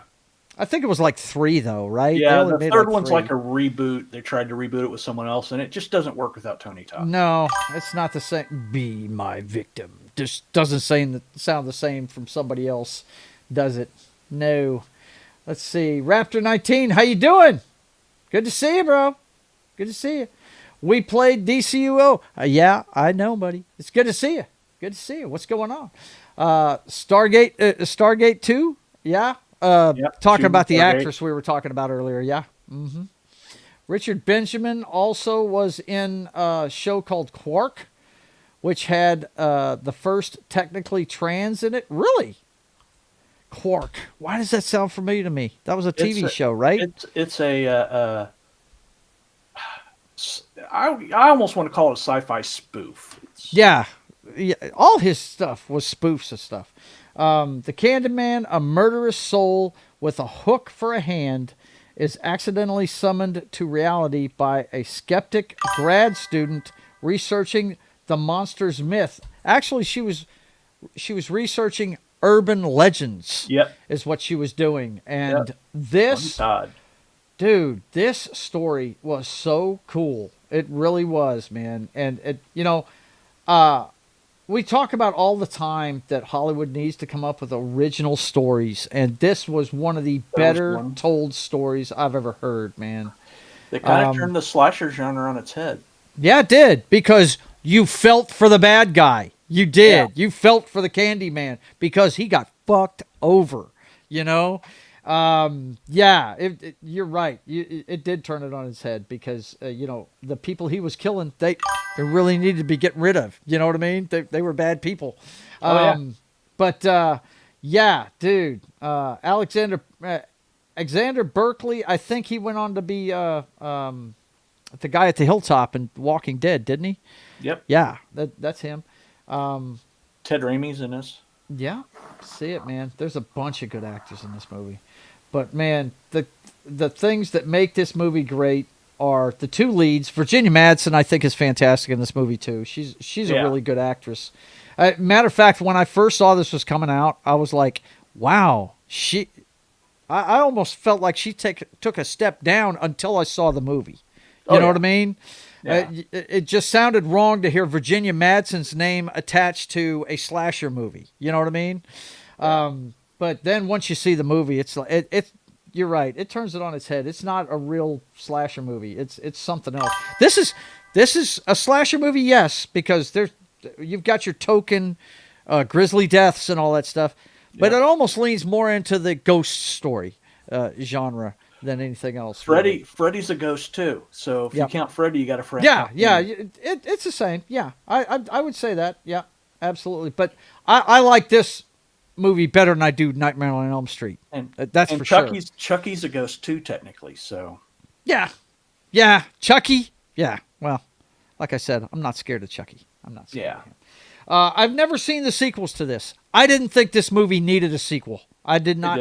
I really did not think they needed to make a sequel to this. And it is so I watched good. that remake where they remake, whatever you want to call it, where they tried to hand it off to this other guy, and it's just not. It's not the same. Tony not Todd Tony is the Todd. candy man, boys and girls. That's just all there is to it. Tony Todd. He is the one. Okay, so Knock, you got any more, or did you use it up with that TV show with your girl, Ella Purnell? What do you think? I don't Talk have to any me. more slasher specific ones now. Okay, all right. Well, then I will. Me and John will then wrap this thing up. Of course, I have to mention this one not because of the slasher that's in it, but this one is because of the final girl. Because my second wife looked just like this chick, and Jennifer Love Hewitt is one of the finest final girls of all time. This movie is actually kind of silly. It really is. But you want to talk about some really good actors that are in this. I mean, at the time, nobody knew how good they were going to be. But the four kids that are involved in this thing, Jennifer Love Hewitt, and I know Martin has watched this movie because Sarah Michelle Gellar's in it, and he loves her. She was my middle school crush. Yeah, right? I mean, what, because of Buffy? Yeah. Yeah, okay. Nothing wrong with that, man. Don't be afraid to admit it. Unfortunately, I didn't call dibs before my middle school friend. So unfortunately, it was a forbidden love. Right? It was a forbidden. He called dibs on the middle school bus going to school. So unfortunately, I'll never have her. Bummer. And then you got Freddie Prinze Jr. and Ryan Phillip. All four of them went on to make some great movies. They really did. But at the time, nobody knew who they were, man. You was watching. What's that? I'm sorry. Johnny Galecki from Big Bang Theory. Yep. Roseanne. Oh yeah, Roseanne too. I forgot. Yeah. Hello. But yeah, man, the slasher in this one is the I don't want to call him the seaman. He's the fisherman. Yeah. Yeah, this one, it's a dumb movie. And I look, if we wanted to talk about the dumbest slasher movies, we could get into that whole genre of things, but I don't think we need to do that. Well, they made another one with the same title this year, and it had the original cast in it, and with some new folks. I never watched another one of these though. I liked Jennifer Love Hewitt in this one and Sarah Michelle Gellar. That's why I watched this one to begin with. But I was never scared by the bad guy in it. So if I'm not scared by the bad guy, I'm not watching it again. The only guy with a hook I'm scared of is Tony Todd. That's it. Tony Todd's a scary motherfucker with that hook. No doubt. But like I said, I watch it just for Jennifer Love Hewitt, and you guys know she's gone on to have a great career in television. I think she's still doing 911, isn't she, on that show? Yeah, I think so. Yeah, but I watched Ghost Whisperer. I watched every episode of that show. I thought I liked that one. It leaned more into the Charmed thing, where it was more campy than anything. But I tell you what, if you want to see a great ghost story. Of course, the original pilot episode of that with the guy from Prison Break, that plays a Vietnam vet. That's a really good episode. Or excuse me, a KIA guy in Vietnam. Yeah. Because, she's talking to dead people the whole time. Watch I think it's the final 2 episodes of the first season about the plane crash. Do you remember that, John? Yeah. That is some fantastic television. You should watch those if you don't watch anything else out of Ghost I'm pretty Whisperer. sure those it was at least nominated for an Emmy. I think it was. But, wow. Good stuff. Really good stuff. The whole thing with the plane, I'd have to look up the episode names, but I think it's the last 2 from the first season. They kind of lost me whenever they put that and he's first introduced in that story where he's trying to get all those souls from the plane. Yeah. But they went way too far off into that. But that's some really good television. It really was. The whole thing with her friend that worked at the antique shop and everything, because her brother was on the plane and she was trying to get there, and everything. Yeah, it was a great story. Great story. You should look it up. Okay, John, what you got? Okay. This is going to be my last one. Okay. Because we talked about some of the others, because I just threw them in there when we were talking about right. the franchises. Yep. Or I mentioned them before, like Black Christmas and or not Black Christmas, but like the 13 Women and stuff. Right. And Peeping Tom. Yeah. So my last one has elements of the slasher. Okay. Real quick. Hey, Matt. How you doing, brother? Good to see you. Hey, Matt. Go ahead. Except elements of the slasher. It really, really. We talked about Candyman turning on his head. This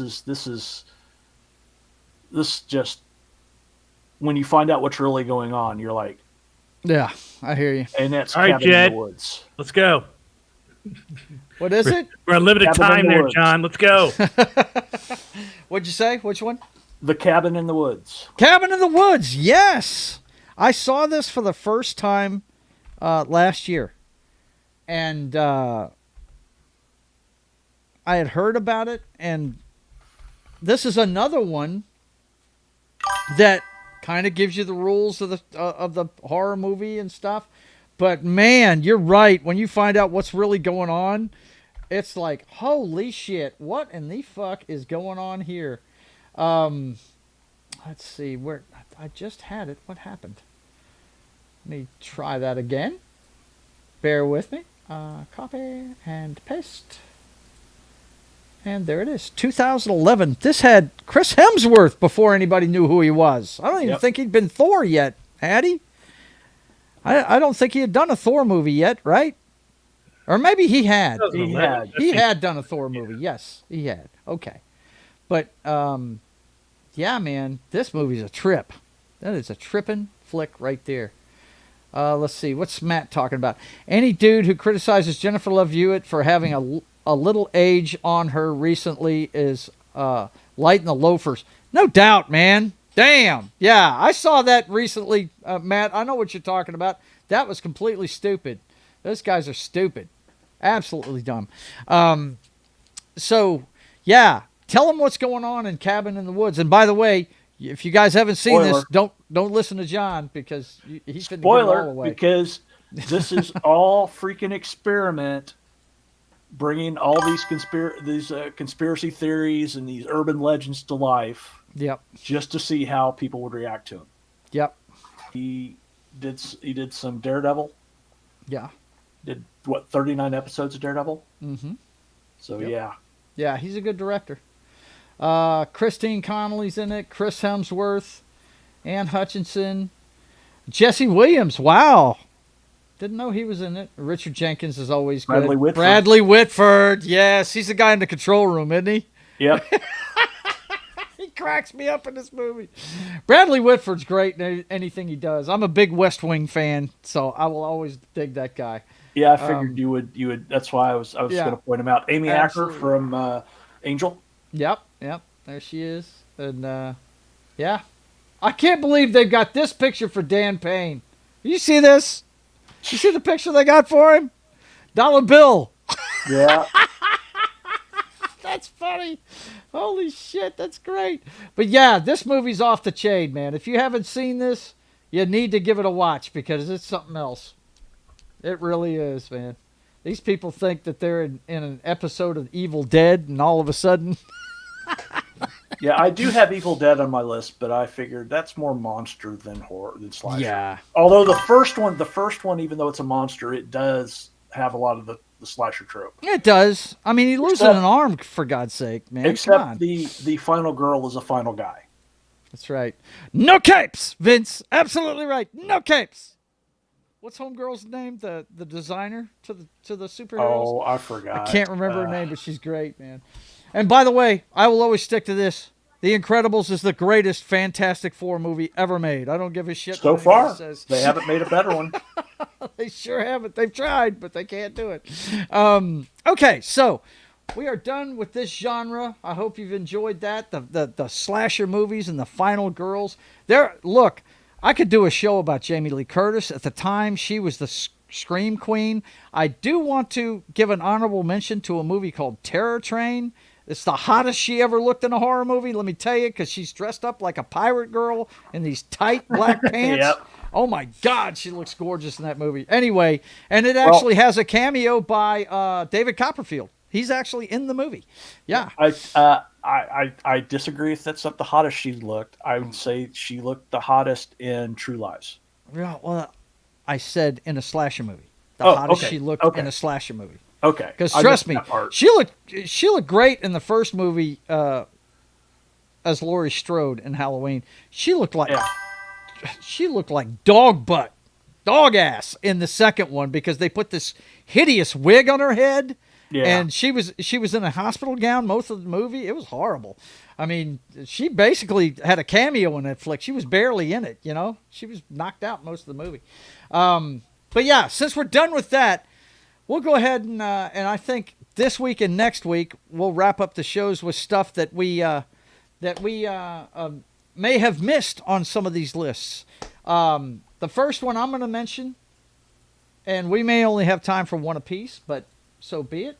I want to mention, because it got brought up in the show I was on previously with Gary over in Pop Culture Minefield, The Fury by Brian De Palma. I love this movie. This would have fallen into the science fiction genre of horror movies. But if you've never seen this flick, man, go watch it. It may be the last Kirk Douglas movie I watched. I mean, original movie that he made. It was from 1978. Like I said, Brian De Palma. I don't know if it has source material or not. It's written by John Ferris. A former CIA agent uses the talents of a young psychic to help retrieve his telekinetic son from a shadowy secret government agency. This movie is off the chain, folks. I love it. I'm a big fan of it. Like I said, Kirk Douglas and his son Michael, I've always dug these guys. I fell in love with Kirk Douglas first time I saw 20,000 Leagues Under the Sea, you know, and I've always dug the guy, and I've always dug his son too. John Cassavetes is a brilliant bad guy as Childress in this, and I mean, I just can't say enough about this movie. Carrie Snodgrass is good as Kirk's sometime girlfriend. Charles Durning, who's great in everything he does, is a guy that runs a school for... He's the Charles Xavier of this show, but he's more of a, you know... He's more of a administrative Charles Xavier, right? Yeah, he doesn't have any powers or anything, but he runs a school that helps people like Amy Irvin, who is a telekinetic. Andrew Stevens, that's a bad picture of him. He's a pretty good-looking kid when he was younger. And, you know, the rest of these people are in it. You probably won't know, but I got to tell you, Brian De Palma's directing style really fit this movie really well. Mm-hmm. The part in the street where they're trying to get her out of that school to help him is just something else. It's shot in slow-mo. It's just like his scene in The Untouchables. He likes to do this. He'll have a shootout in slow motion and show you pieces of it as it goes along. If you remember in The Untouchables, it's the baby carriage going down the stairs. Which is an homage to the Battleship Potemkin. Right. Exactly. Yeah. He likes to use other people's stuff, no doubt. He definitely plagiarizes quite a bit. But I dig the guy's movies. I think his production style is really cool to me. The way he uses different lenses and stuff. I love the stuff he does. If you guys have never seen The Fury, go check that movie out.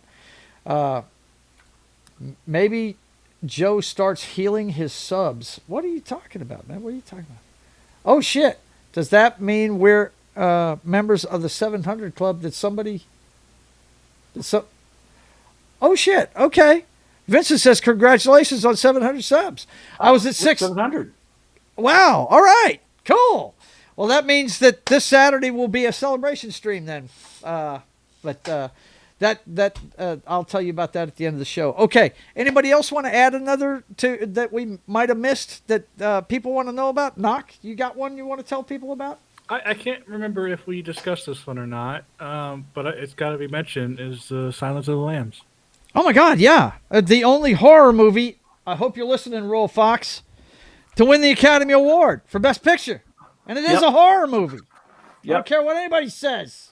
It's a horror movie. Now, it wasn't the first one I watched of the series. I didn't know about it until afterwards. Hannibal was obviously for me, it was the first one. Okay, hang on. I have to. The cast has gone on to do great things. Let me tell you, Scott Glenn, he was already a name before this movie came out. But Anthony Hopkins, this really rejuvenated his career. His career had seen a drop-off before this movie was made. I remember seeing him in a movie a long time ago called Magic. You remember that one, John? That actually could be talked about as a horror movie, too. Do you remember that one? The one where he was what do you call it, a puppeteer? Yeah. Yeah. That was a good one. But Jodie Foster and Anthony Hopkins both won Academy Awards for their roles. It won for Best Screenplay. It won for Best Director for Jonathan Demme. It won Best Picture. I mean, it got the big five. And it's because it's one of the greatest movies you'll ever see. And it is a horror movie, Royal Fox. She keeps telling me, you know. Oh, yeah, Vince. Oh, my God. You want to talk about a creepy scene. That one right there is creepy as fuck. I love the have you ever seen Clerks 2? Clerks 2? No. Oh my God, they got Jay and Silent Bob in it, and he does, Jay does that scene. Oh my God, no, he doesn't. Fuck me, and he's playing the song. Oh my God, no. Jesus, that's a great movie. Yeah, it puts the lotion on the skin, or it gets the hose again. Oh yeah, that was put a small time comment there, Joe. Okay. Knock, just remember, this movie doesn't have the Buffalo Bills, you know. That's right. But yeah, man, great movie. Charles Napier, he's been in a bunch of good stuff. He's a cop that gets done in. Roger Corman had a friggin' cameo in this. Unbelievable, man. I did not know that. Let's see. Where is... Yeah, Anthony Held, the psychiatrist that thought he could outthink Hannibal Lecter. Come on, man. Yeah. What are you, crazy? That's not going to happen. And Ted Levine, you've seen him in so much stuff, but he has never played another character like this one. And he really, I got to tell you, these two did a bang-up job, but so did this motherfucker right here. He was nuts in that movie, man. And he was scary. He was a scary dude. He really was. It was something else. Yeah, that's a great one, Bud. We definitely needed to bring that one up, for sure. This whole movie is just something else, man. This is not a check your brain at the door.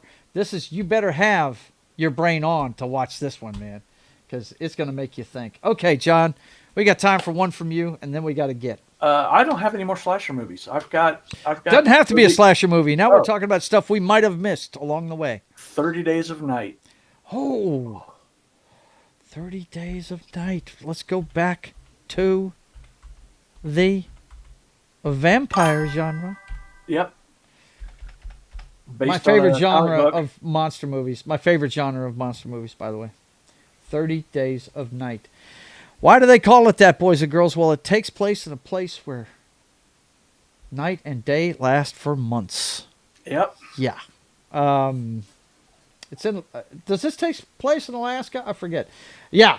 After an Alaskan town is plunged into darkness for a month, it is attacked by bloodthirsty gang of vampires. Yes, this movie is great. It really is. I've seen bits and pieces over the years to see the whole movie. I love that guy. I'm sure he's in the cast list. He was one of the many that have played that Colonel that fucks with Wolverine in the X-Men movies, right? Danny Huston, he's great. Josh Hartnett's fantastic. I love him. I think he's underrated. I really dig his stuff. I don't know why he doesn't make more movies. The last time I saw him do something, it was that M. Night Shyamalan movie, right? Don't remember the name of it, but it had to do with an arena, and they were trying to catch him, draw him into a trap. He was a killer, or something like that. Oh, I don't remember. Yeah, Okay. I don't remember the name of it. Hang on, I'll look it up real quick. Let's see. It should be right at the top of the list here. 30 Days a Night. Oh, yeah, that's right. He was on Fight or Flight. That's right. No, I guess I must be confusing him with somebody else. No, there it is. Trap. That's it. That's the one. That's it. That's the M. Night Shyamalan Ding Dong one I was thinking of. With the twist. Yeah.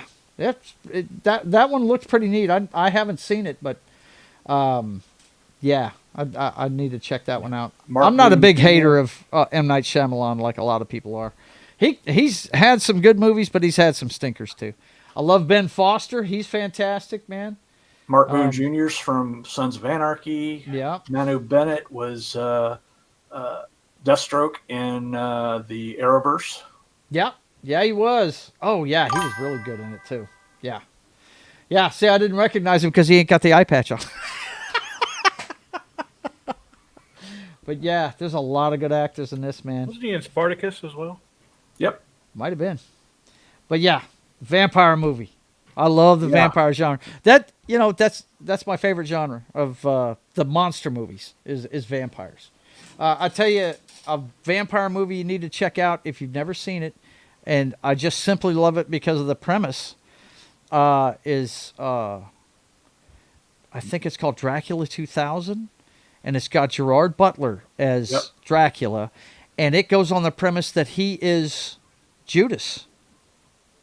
Yeah. Doomed to walk the earth the rest of his life for screwing Jesus. I thought that was original. That was really cool. I thought that was cool as shit. I really did. And anyway, let's see. Joe really loves Twilight. No. Miscellaneous Final Girls. 2015? Really? Yeah, there was a movie called The Final Girls. Really? Yeah. Check that out. Be healed, Brother Vince. You forgot sorority babes in the slime bowl. Bowl-orama. Hey, look, there's some of them I'm not even going to talk about. Okay? You know?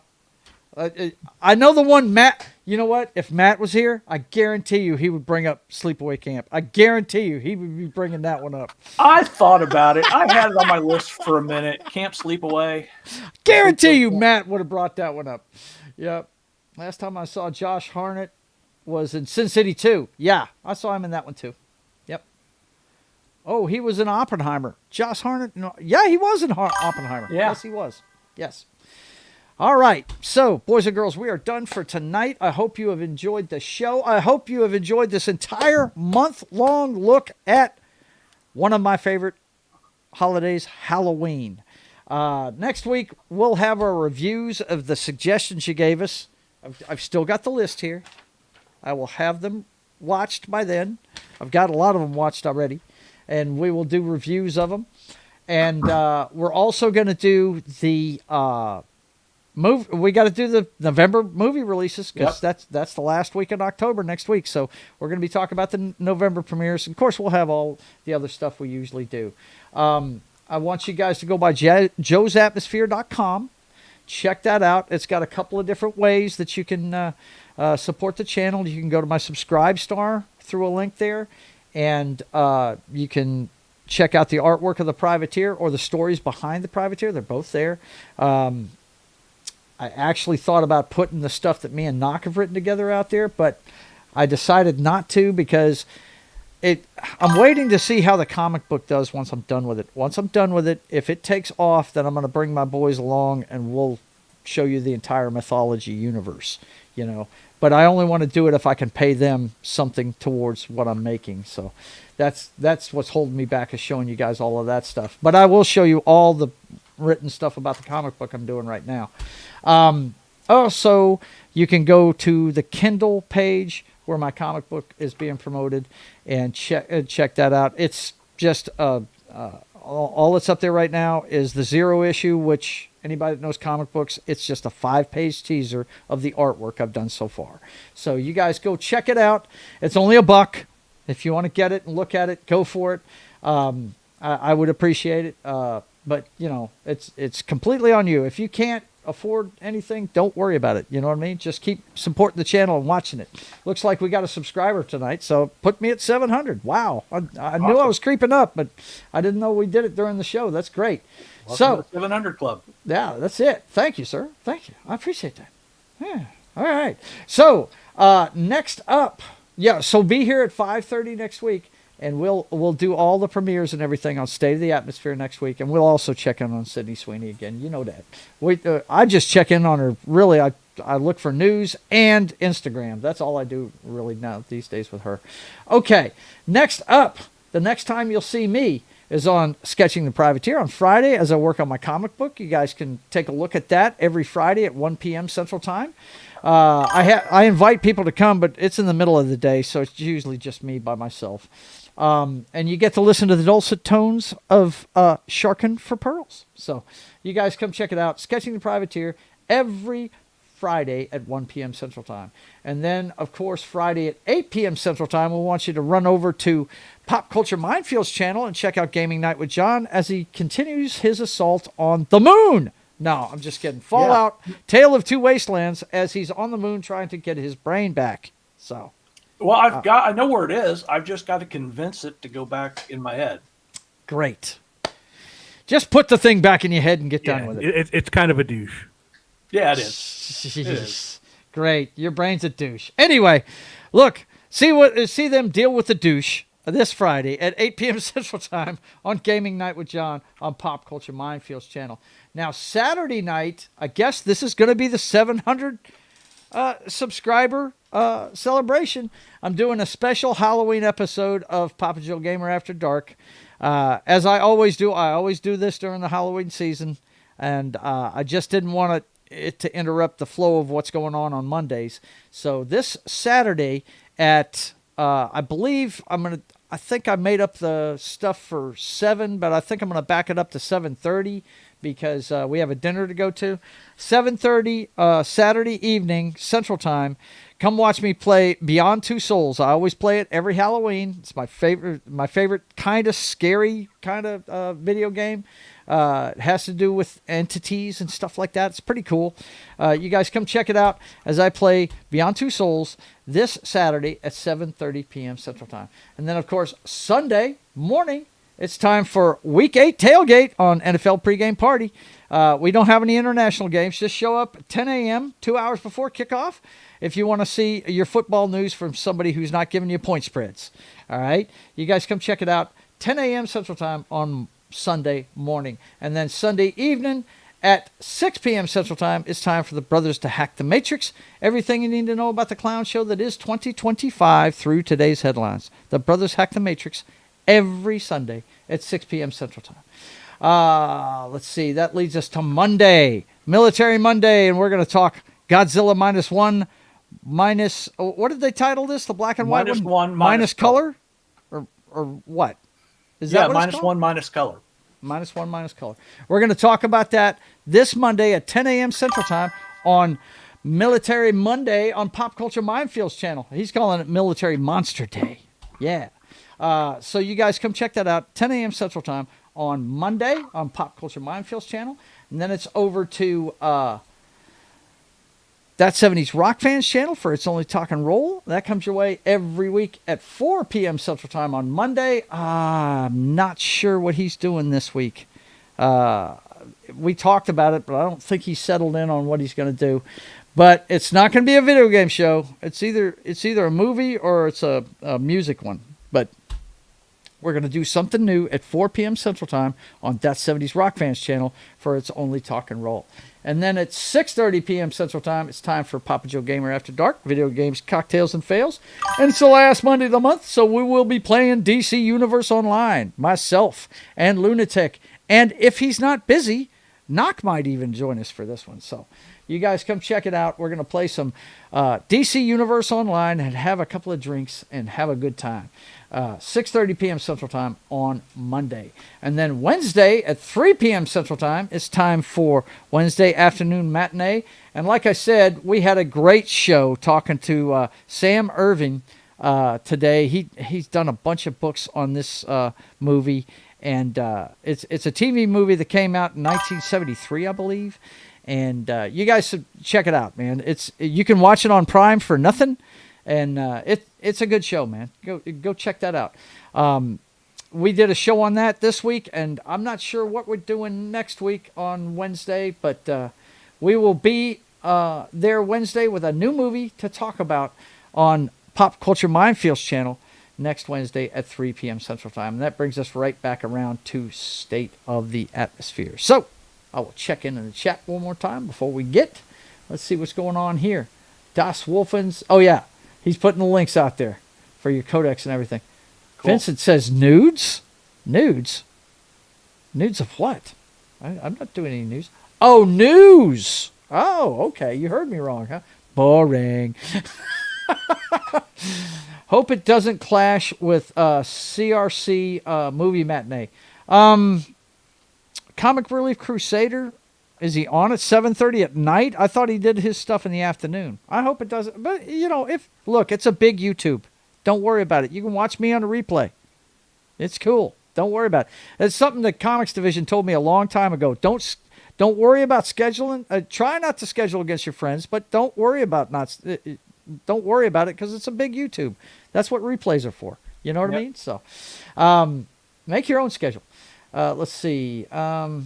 Classic Hammer Dracula movies. Ah, yes. Okay. I thought we had talked about it. Yeah. He wants to do. I think he wants to do the Peter Cushing, Vincent Price. No, it's Peter Cushing, Christopher Lee. Devil Rides Out. That's the name of it. Oh. Boom. That's it. We're doing Devil Rides Out. That's the one that was the last movie that I had for you. Well, why didn't you? Because it wasn't quite. It didn't quite fit the slightly outside the thing. So well, we can all make a decision on that this Monday at 4 p.m. Central Time. Hope you guys like it. It's a good movie. All right. Let's see. Yeah, that's everything for tonight. So for myself and the Knockster and John Das Wolfen, I want to thank you guys for being here. And until we see you again, I want you guys to keep on keeping on. God bless. Wrong video.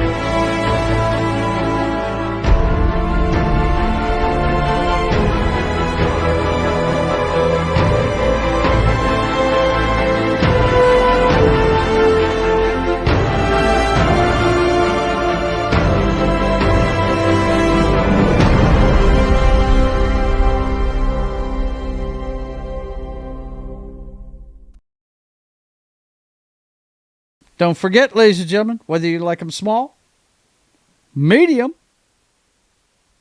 or large. Titty Tuesday continues into Wednesday every week on Joe's Atmosfere channel. You guys nurse. sound like Keely Chow. We'll see you next time. Peace.